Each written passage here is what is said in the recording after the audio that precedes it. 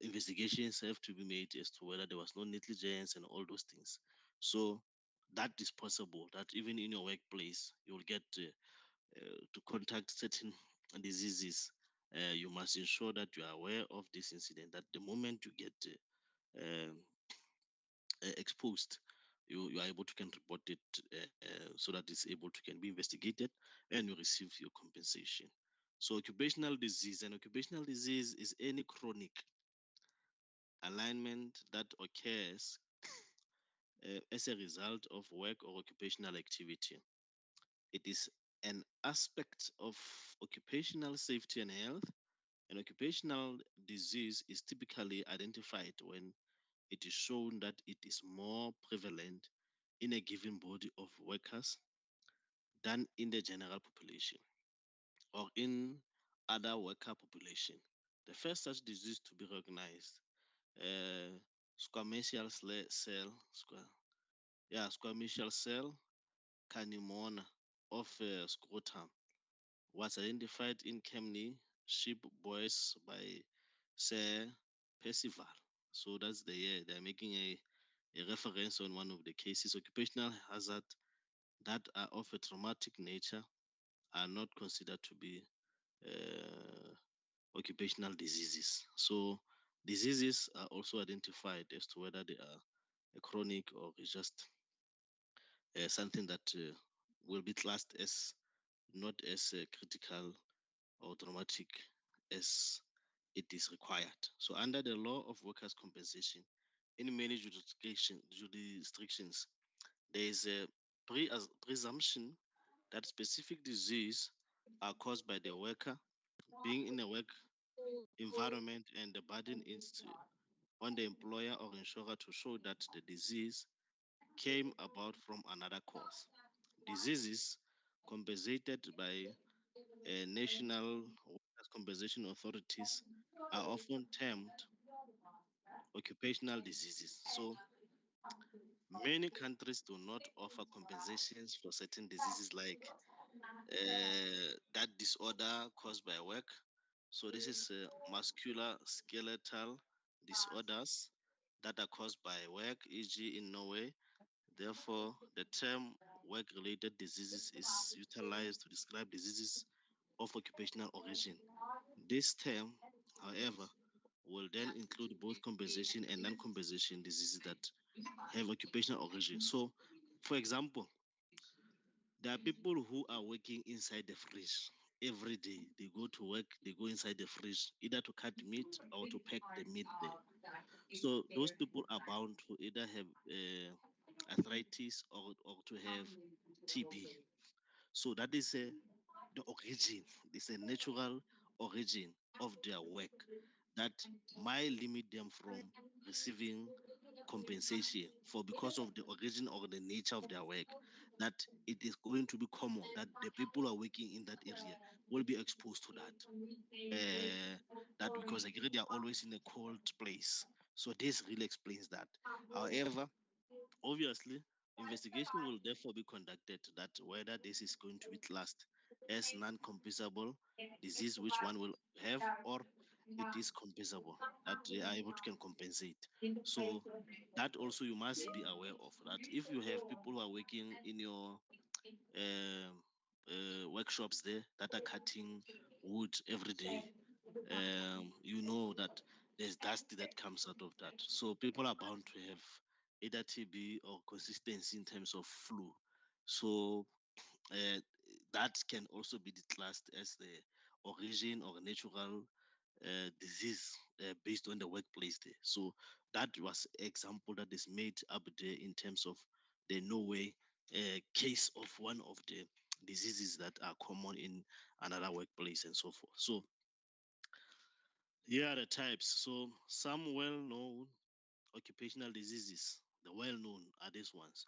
The lung diseases. Occupational lung diseases include asbestosis among asbestos miners and those who work with fireable asbestos insulations, as well as black lungs or lung amongst coal miners, silicosis among miners, and quarrying and tunnel operators by among workers in part of the quarter. So Occupational asthma has a vast number of occupational health risks.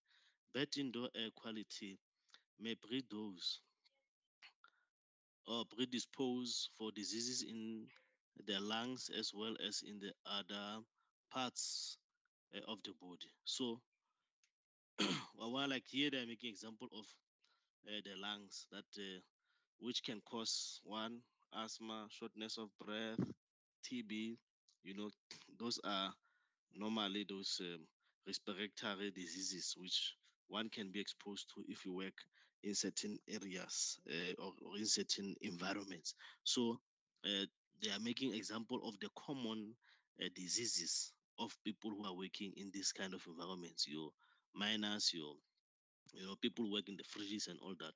Now there are diseases of the skin as well. Now occupational skin diseases are ranked among the top 5 occupational diseases in many countries.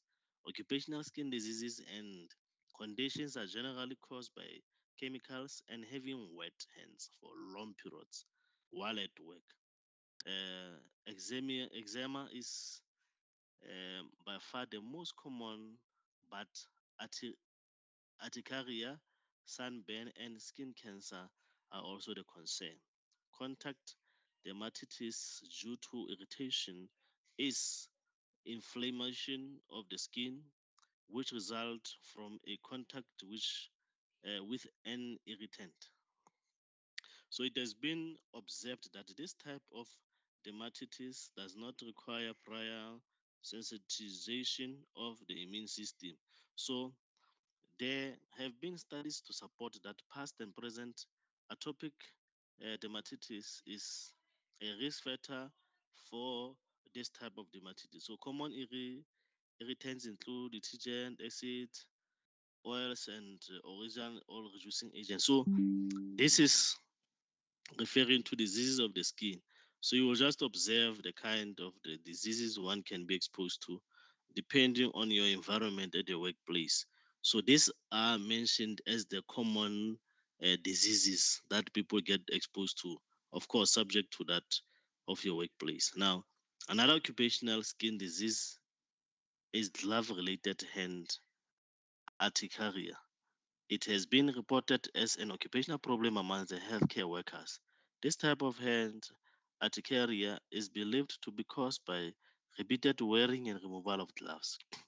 The reaction is caused by latex or nitrile present in the gloves. So, obviously, if you wear the gloves, your hands are forever wet.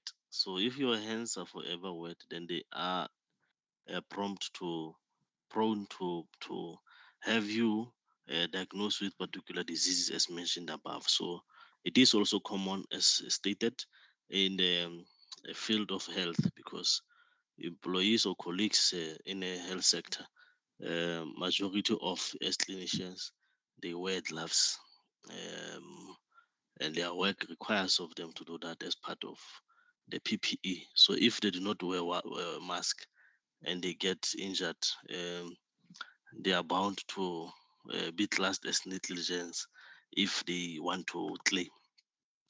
Now, high risk occupations include now the hairdressing, catering, healthcare, printing, metal, machining, motor vehicle repair, construction. Other diseases of concern: overuse syndrome among persons who perform repetitive or forceful movements in the constructive postures. So these are other diseases of concern. The carpal tunnel syndrome amongst persons who work in the poultry industry and information technology. Computer vision syndrome amongst persons using information technology for hours. Lead poisoning affecting workers in many industries that processed or employed lead or lead occupants. So you will notice maybe an employee or a colleague that you find they are admin at workplace or they are secretaries. They are always in front of the computers. They are always printing, always exposed to white paper, which every time affects their side. So you'll find after years, this person is now wearing the spectacles. It is as a result of their vision. So you must also consider such. All right, this was influenced by that in their workplace. They are always in front of the computer as required by their job description. They are always printing. They are always in front of a white bright paper. So it affects also the sight of individuals. So those are classed as well as the common you know diseases or yeah, of concern. Now historical, Barrett Donald Hunter in his classic history of occupational disease discusses many examples of occupational disease. They include forces jaw, the jaw among the London Met girls, radiation sickness among some persons who had been working in the nuclear industry, radium jaw among the radium girls, squamous cell uh, carcinoma of the skin of the scrotum amongst chimney sweeps. So this is just giving us background of some of the incidences, cases, findings by other individual researchers or those that have an experience of a particular incident. It is therefore injected on this so that you are able to can make use as a reference. So there is occupational injury, and occupational injury is bodily damage resulting from working. The most common organs involved are the spine, your hands, our head, lungs, eyes, skeleton, and the skin. Occupational injuries can result from exposure to occupational hazards. Now, such as temperature, noise, insect or animal bites, bloodborne pathogens, aerosols, hazardous chemicals, radiation, and occupational burnout. So these are the occupational injuries which you must be familiar with in order for you to make a recommendation to the employer because you will know that the occupational compensation, the compensation must be claimed by your employer. So it's important that you make sure that compliance and adherence is therefore realized. So while many prevention methods are set in place, injuries may still occur due to poor ergonomics, manual handling of heavy loads, misuse or failure of equipment, exposure to general hazards, and inadequate safety training. So it's important that we advance the safety there. So here is one of the pictures of individuals that have a particular disease or an injury as per the work that they do. So worldwide, it has been estimated that worldwide there are more than 350,000 workplace fatalities and more than 270 million workplace injuries annually. In 2000, there were approximately um 2.9 billion workers worldwide. Occupational injuries resulted in the loss of 3.5 years of healthy life for every 1,000 workers. Yes, yes. Now, the 300,000 of the occupational injuries resulted in a fatality. The most common occupants or occupations associated with these hazards vary throughout the world depending on the major industries in a particular country. Now, overall, the most hazardous occupations are in farming, fishing, and forestry. In more developed countries, construction and manufacturing occupations are associated with the high rates of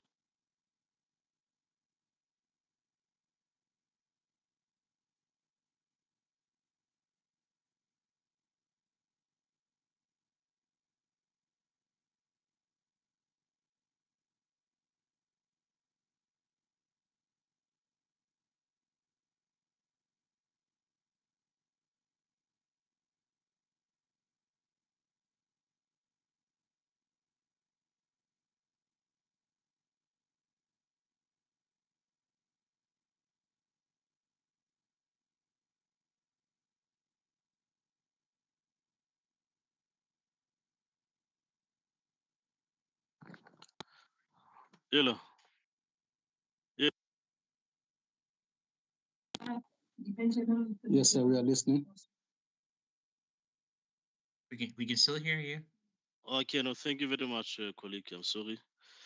So it is important that we make our own research by just going to the room and check what are the common incidences that the world have seen or South Africa has seen in a workplace of your nature, so that it builds up towards you motivating for budget to be allocated when you do your work as the occupational health and safety person in your workplace, because it's important that your portfolio has budget that is allocated, so that when you do your assessment of risks there, you are able to can immediately say no, let's do maintenance here, or let's build something new here, or let's install this there, in order for it to complement your overall work of ensuring that the occupational health and safety is sound in your workplace. So it's important that we do that study. So there they were just giving us the worldwide statistics when it comes to